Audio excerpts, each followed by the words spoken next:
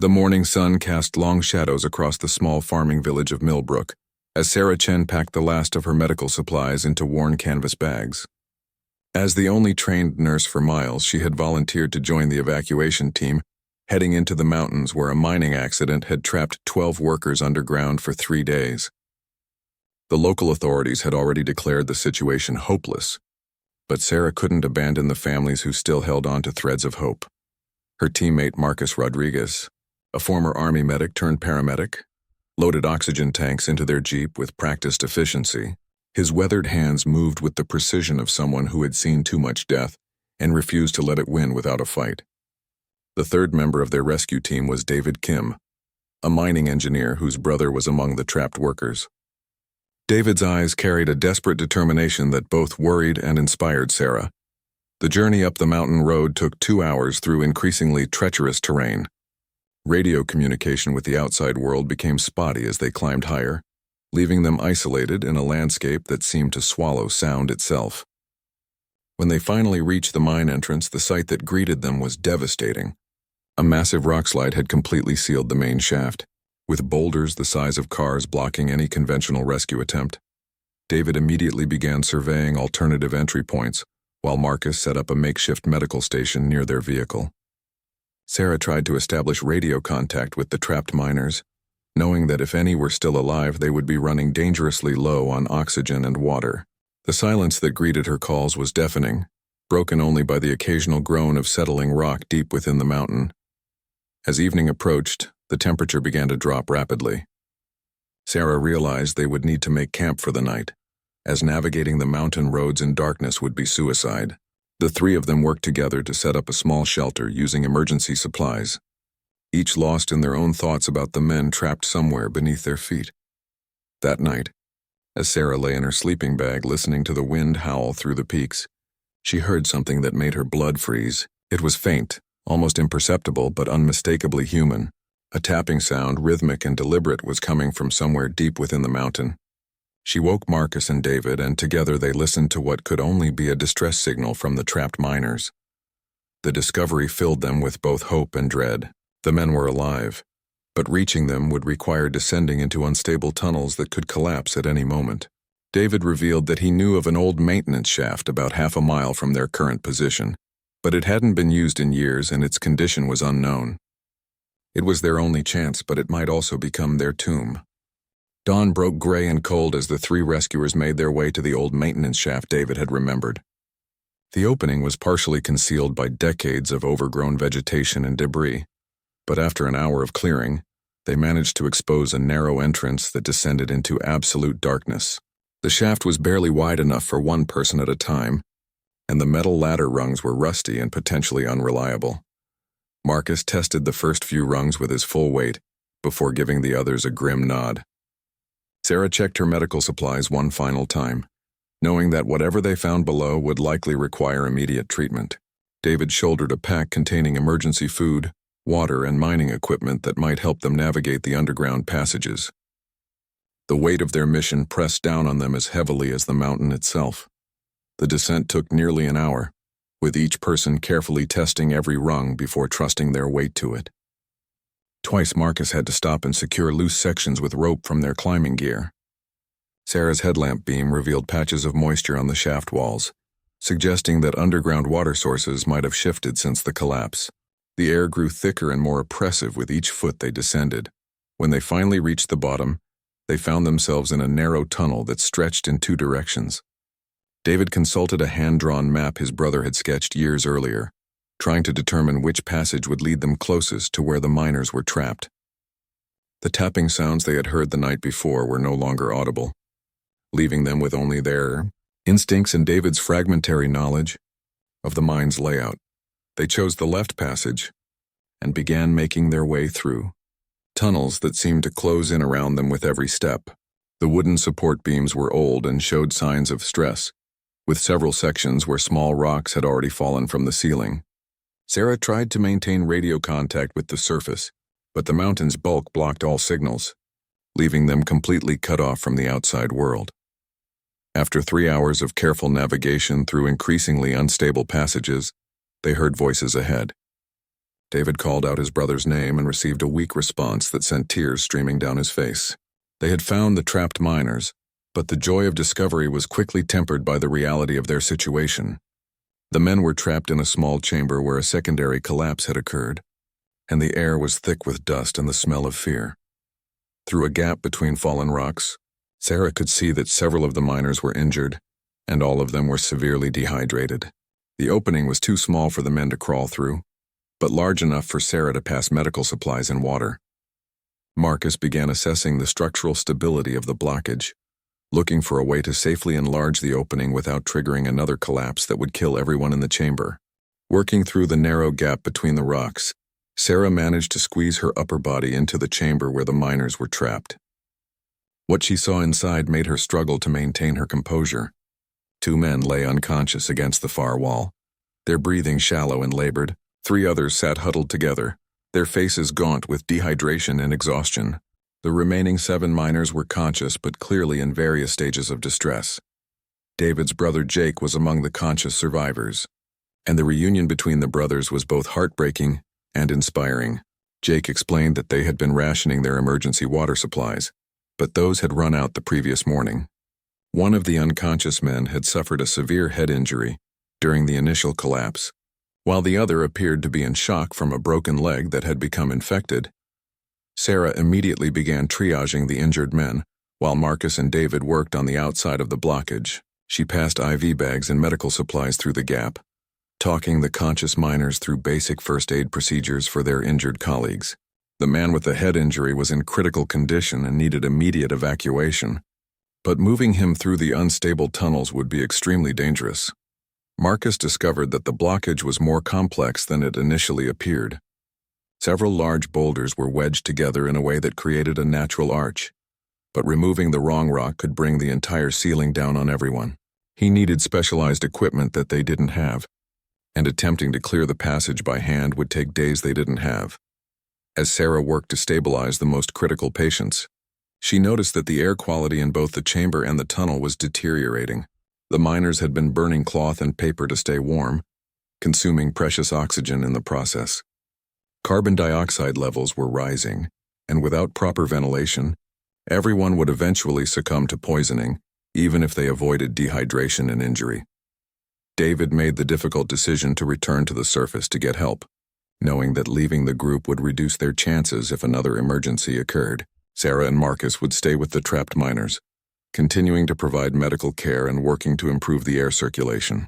The plan was risky, but their current situation was unsustainable. As David prepared to make the treacherous climb back up the maintenance shaft, a distant rumbling sound echoed through the tunnels. Everyone froze, listening to what sounded like heavy machinery operating somewhere far above them. Sarah tried her radio again, and was shocked to hear a faint voice responding to her calls. A full rescue operation had arrived at the main mine entrance, but they had no idea that anyone was attempting a rescue through the old maintenance system. The radio contact was intermittent and filled with static, but Sarah managed to convey their location to the rescue coordinator on the surface. The response filled her with both relief and new anxiety. A professional mining rescue team had arrived with heavy equipment, but they estimated it would take at least 18 hours to clear the main entrance safely. The man with the head injury didn't have 18 hours. Marcus made a crucial observation while examining the blockage more closely. He noticed that air was flowing through small gaps between the rocks, suggesting that there might be another passage on the far side of the chamber. If they could somehow get the most critical patients to that potential exit, they might be able to meet the professional rescue team halfway. Sarah squeezed further into the chamber to examine the injured man more closely. His pupils were unequal in size, a clear sign of increasing pressure in his brain from the head injury. Without immediate surgery, he would die within hours.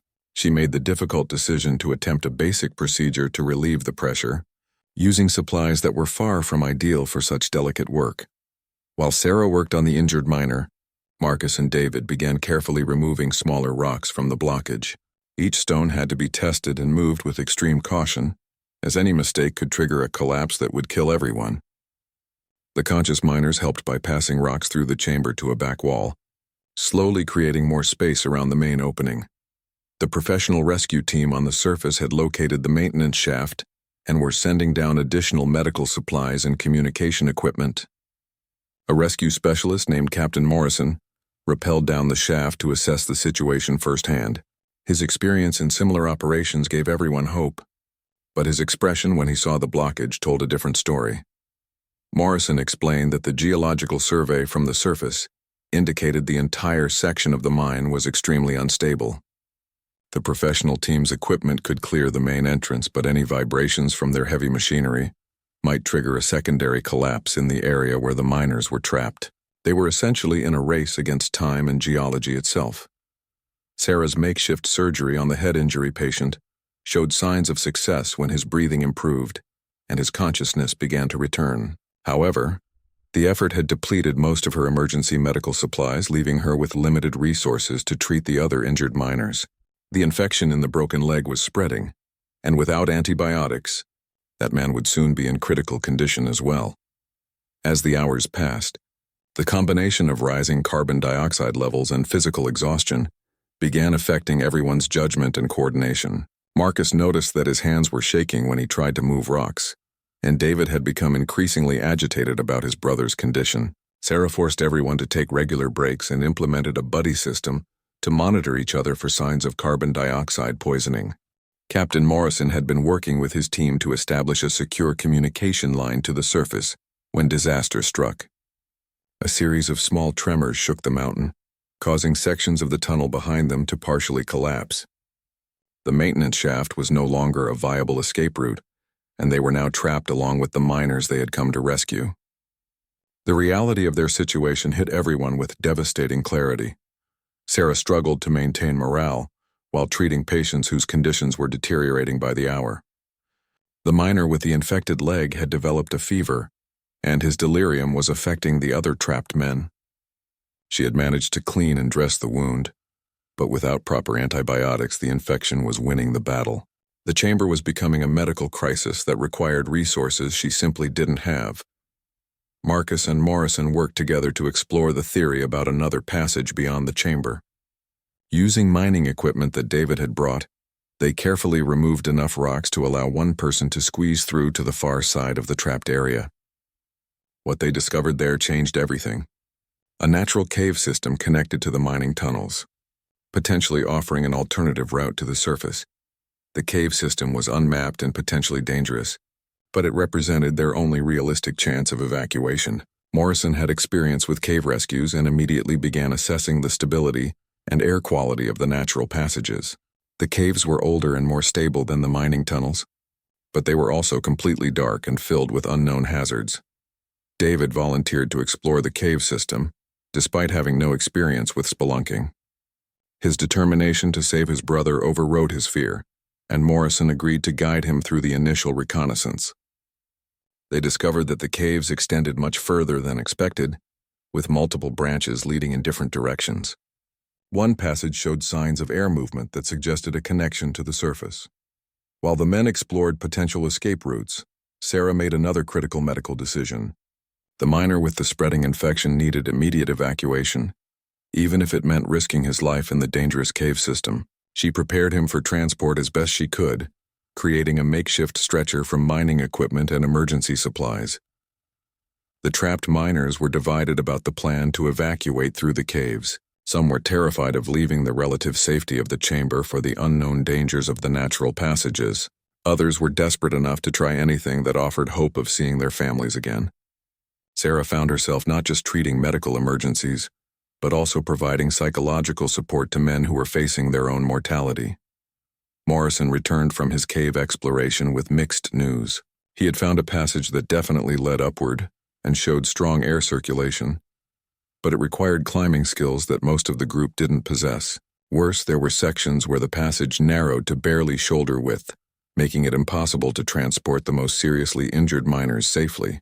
The decision of who would attempt the cave escape and who would remain behind was agonizing for everyone involved. Sarah knew that the two most critically injured miners couldn't survive the journey through narrow passages and vertical climbs. At the same time, staying in the chamber meant certain death as air quality continued to deteriorate and medical supplies dwindled to nothing. Morrison established a protocol where the healthiest miners would go first. establishing a route and potentially bringing back help for those who remained. David insisted on staying with his injured brother, while Marcus volunteered to guide the first group through the cave system. Sarah faced the most difficult choice of her career, knowing that leaving her patients went against every principle she had learned as a medical professional. The first group of 6 miners began their journey through the caves just after midnight. Morrison led them with Marcus bringing up the rear, both men carrying emergency supplies and communication equipment. The passage began as a crawl through a tunnel barely 3 feet high, requiring the miners to drag themselves forward on their bellies while fighting off claustrophobia and panic. Sarah remained with David, Jake, and the 4 miners who were too injured or weak to attempt the cave evacuation. She continued providing medical care with her remaining supplies while monitoring the radio for any word from Morrison's group. The chamber felt even smaller with fewer people, and the sounds of their breathing seemed unnaturally loud in the oppressive silence. 3 hours after the first group departed, Sarah received a crackling radio transmission that filled her with hope.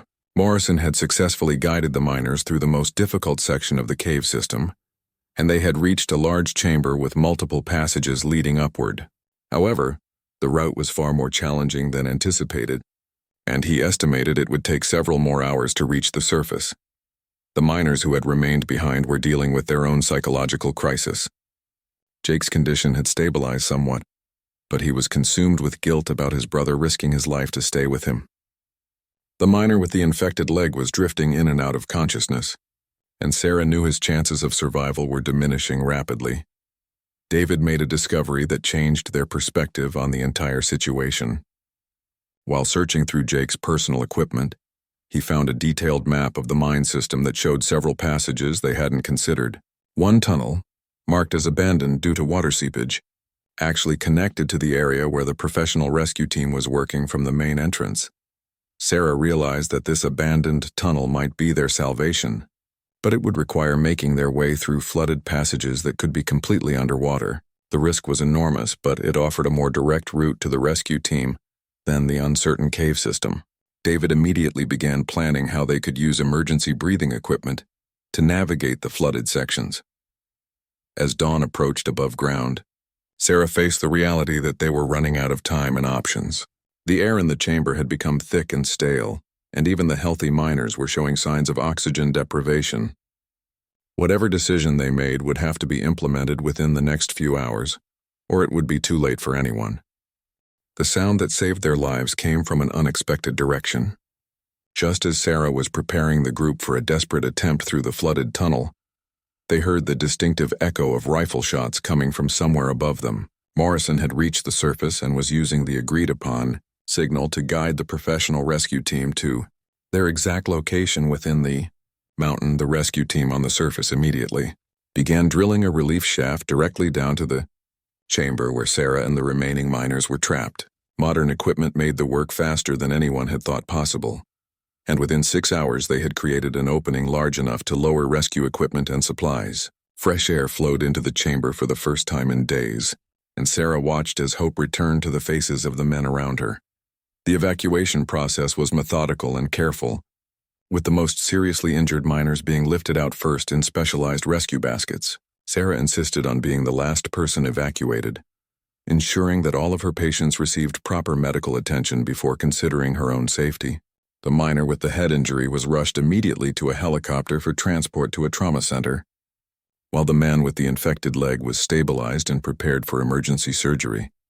David and Jake's reunion on the surface was witnessed by dozens of rescue workers, family members, and news reporters who had gathered at the mine site. The brothers embraced with tears streaming down their faces, both having survived an ordeal that had tested every aspect of their character and determination.